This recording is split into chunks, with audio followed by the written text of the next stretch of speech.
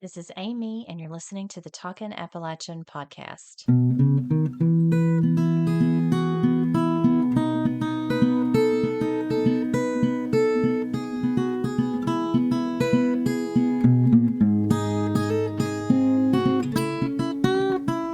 Welcome back to part 2 of my interview with Don Green, Executive Director of the Napoleon Hill Foundation, knower of all things Napoleon Hill. I hope you've enjoyed Don telling stories about his own success and the little anecdotes that factor into Napoleon Hill's influence. And it's interesting that as I was researching this podcast, I happened to be reading a book that I got at the library, J. Randy Taraborelli. It's called Jackie, Public-Private Secret, and it's a book about Jackie Kennedy Onassis. This book was published in 2023, so it's new. But it's interesting because the night of JFK's assassination, actually the early morning hours just after his assassination, his body was brought back to the White House.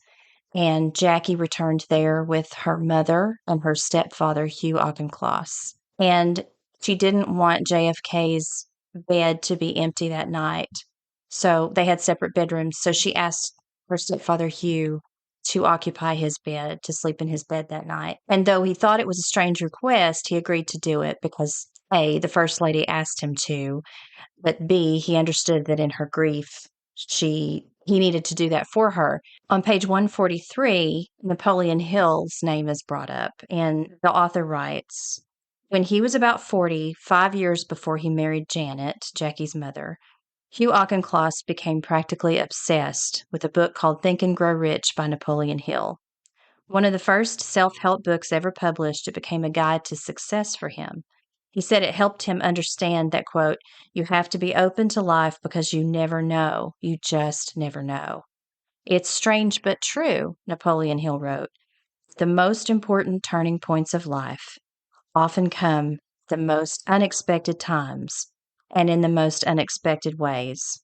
Tonight, as he tossed and turned in the bed of the United States president at the insistence of his First Lady on the night of his assassination, Napoleon Hill's words couldn't have resonated more with Hugh D. Auchincloss. So even though we know Napoleon Hill was so influential, it's interesting to read that passage from 1963 and know that the First Lady was being coached in finances by her stepfather, who had learned from Napoleon Hill's book, Think and Grow Rich.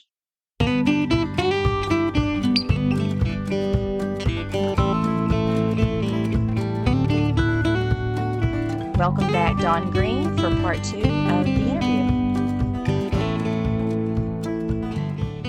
I always learn to make use of the time when I have a few moments time. In fact, is now in between what I'm doing of this book, I'm reading the book on Reverend Ike. Mark Victor Hansen did. I don't know where you know who Reverend Ike is. He's a black minister, very charismatic. It's released on December the 19th. It's close to 100 pages, I think, but about halfway through it all. But it's an interesting book because poor people, they thought that all this suffering we do here on earth was just natural to prepare us for a better, to prepare us for the hereafter. Reverend Ike developed the thing is that God is in us. We have capability of leading a good life. We don't have to suffer like Abe. His mom never accepted it. He was very charismatic. He had a good wife, was educated. He went to Bible school. He drove a Rolls Royce, and the internet shows he's worth $15 or $20 million when he died. But he liked the clothes and bit and all. But he taught people that there's goodness in you. That you can accomplish things. You don't have to suffer through this life. You can have more and do more and be more. So. He had a lot of followers, so it's an interesting book.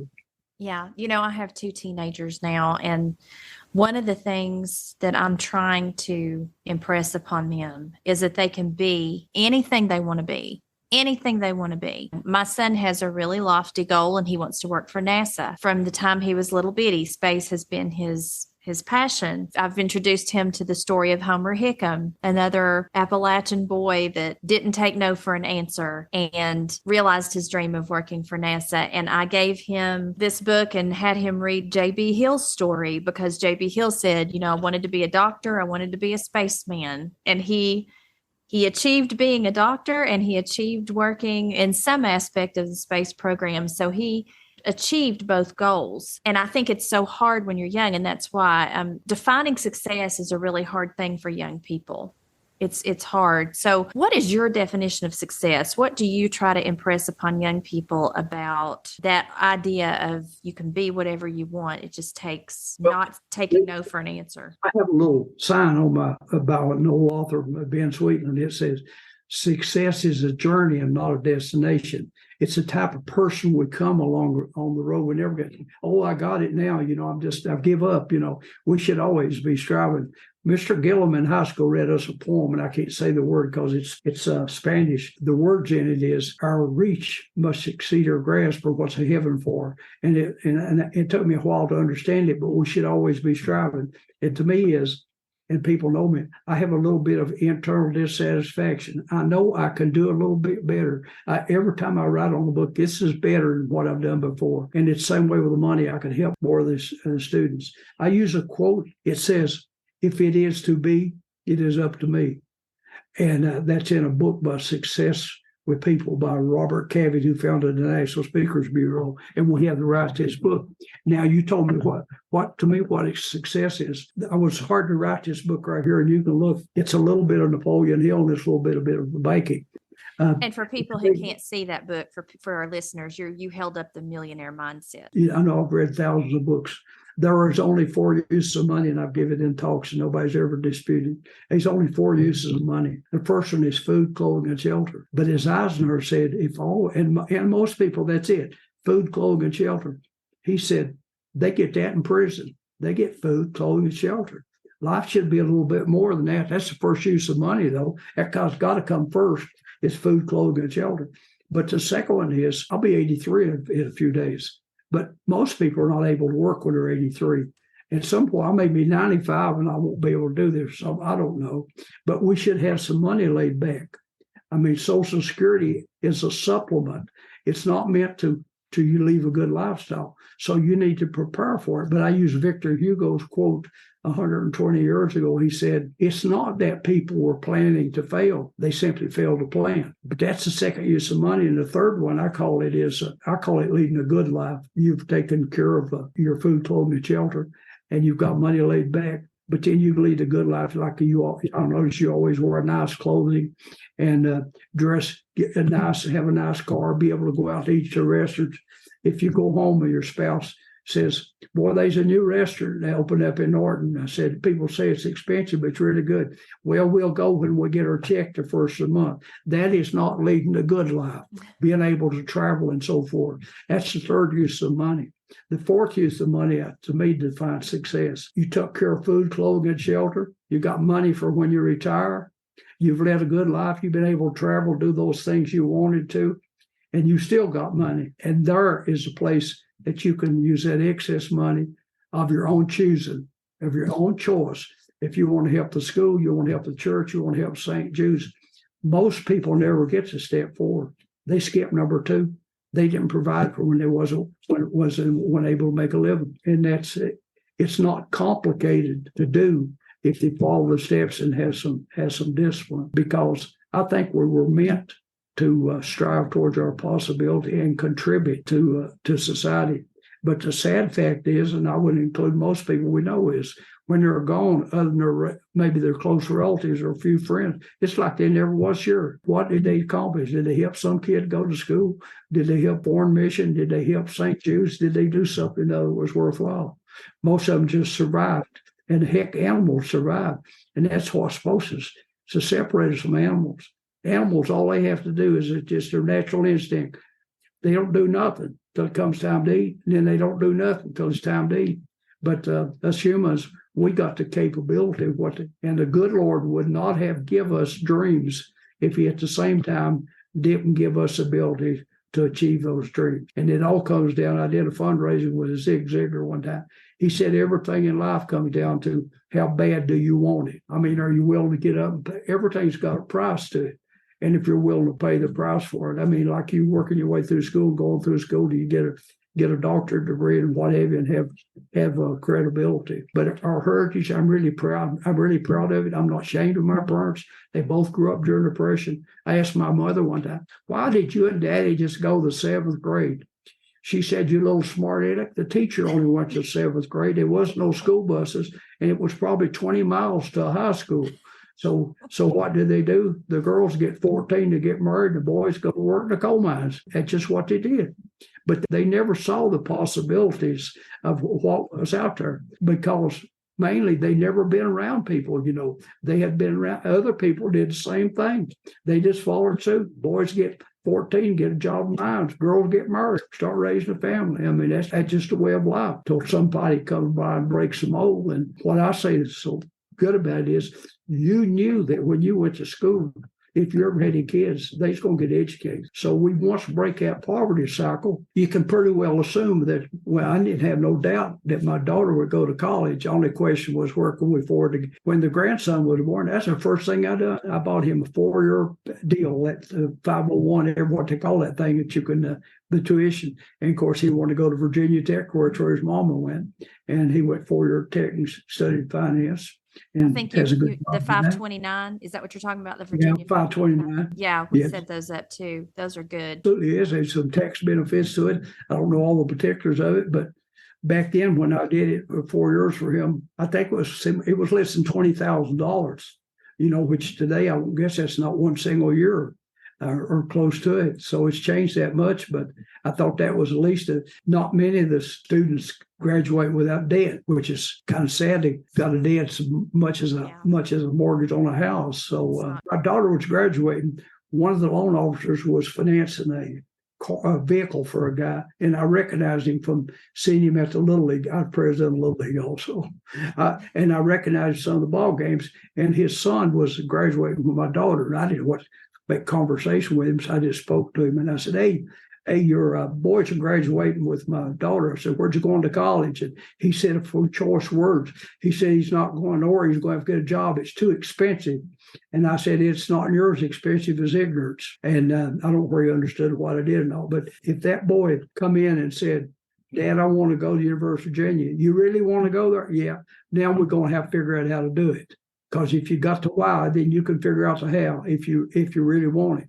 But I wonder how many young people, the dream dies in them. They say, well, I guess mom and dad, they know what they're talking about. We can't afford it. So I go get me a job. And they don't even strive towards their potential. It's sad. It's sad. That's why I love what I do. It takes that one person to turn them into a different direction and show them that they can. Because I've had so many students who, once they graduate, they want to go on to graduate school. They want to do something that requires that, but they don't think they can afford it. And graduate school is a whole different setup. You can get assistantships and you can get scholarships and it will pay for itself. So sometimes, they just give up before they realize that it's possible. I think going back to what you said about Zig Ziglar saying you can achieve anything that you put your mind to. Are you familiar with the story of Diana Nyad, who swam from Cuba to Key West when she was 65? There's a Netflix movie right now called Nyad that documents that story. It's pretty remarkable. She tried when she was 28 and she couldn't do it. They said it wasn't humanly possible to swim from Cuba to Key West. And when she was 65, she trained and achieved. She swam through jellyfish and sharks.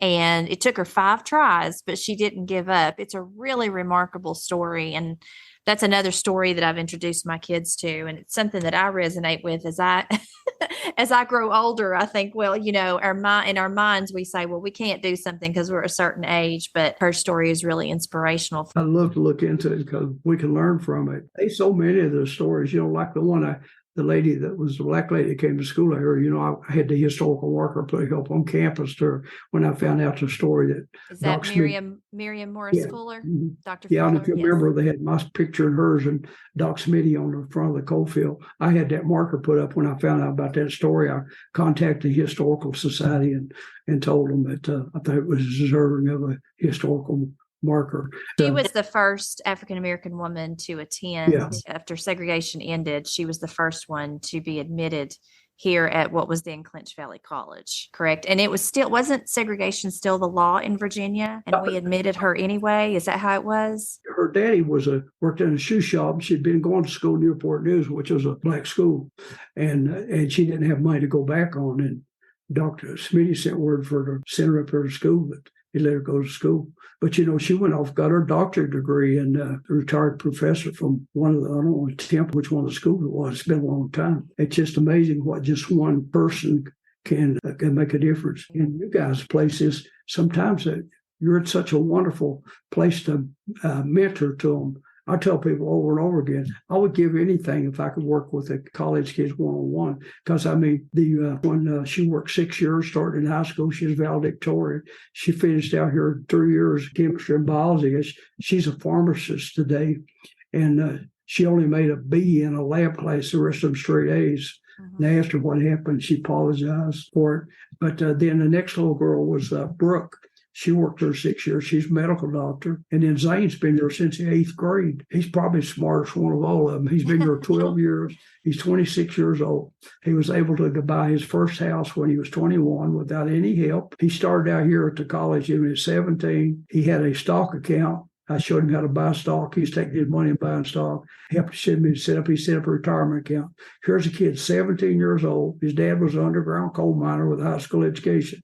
He starts at college out here, and he's got a retirement account and a stock account, buying stock. And someone asked his grandmother, said, what's Zane do with the money he's making?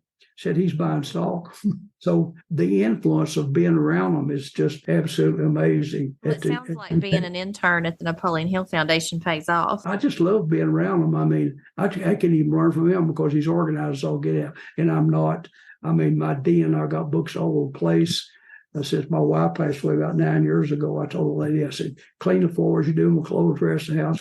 Just don't touch the books on the sofa and the floor.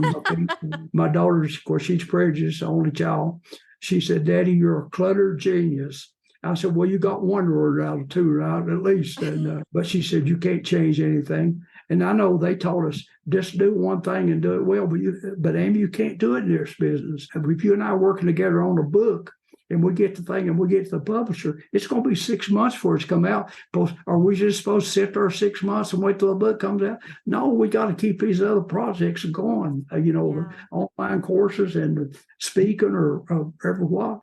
Life has been good. I said, we can't do everything, but we can do something. And I'm just trying to do this. This is our archives and those people that I'm doing business with. They came in here and set all this stuff up for me. The guy behind me with me on that picture back there, you see, that was his benefactor's dinner. He's the guy that gave me a $500,000 donation. And then the other people that I work with out of New York, it's coaching. And of course, that's Napoleon Hill's typewriter in the background. But these others are books. And I don't know why, but when I get a book in the mail, we ask for 2 of them, and we get some of them every week. We'll get some books where they publish. And I still enjoy looking at them. I can't read nothing. I can some Spanish, I can read a few words, but I flip them over and see if our copyright's in it, which is in English. The copyright knows them. And of course, there's China, Croatia, Germany, Hungary, India, Italy, Japan, Korea, Malaysia, all of them. But then we put them out, we fill up all the spaces, and I don't want to throw them away. So now when we get a box of them up, we take them out and put it in the storage. So if you need any foreign books, Japanese or whatever, I'll never go. I hate to throw books away, but now the Spanish, I have, I did the birdhouses, 8 local libraries. I'll put boxes of them in, and occasionally I'll put a bunch of Spanish because, especially when you're on Rise, because we're getting more and more Spanish people, and we're doing a lot more books in Spanish today. It's a real fast growing part of the business in the Spanish in the United States, growing market. Well, thank you, Dawn. I hope you have a great holiday and a great birthday. I appreciate you. Thank you very much. I can help you. You let me know. Hello, kindred spirits. If you like the content I'm putting into the world about the culture of Appalachia and you just want to support the podcast, there are links in my show notes where you can do just that. Whether your support buys me a cup of coffee during these long hours of editing, I do it all myself, or if you want to offer a monthly contribution, for which I'm happy to include your name or organization or your book as a supporter on our show notes and give you early access to episodes and other perks. Maybe you can just share the episodes you love the most and spread the word about us, which is totally free. I appreciate you and any support you have to spare. Find me on patreon.com/Talking Appalachian Podcast or at Talking Appalachian on Facebook and Instagram. And don't forget to keep talking Appalachian.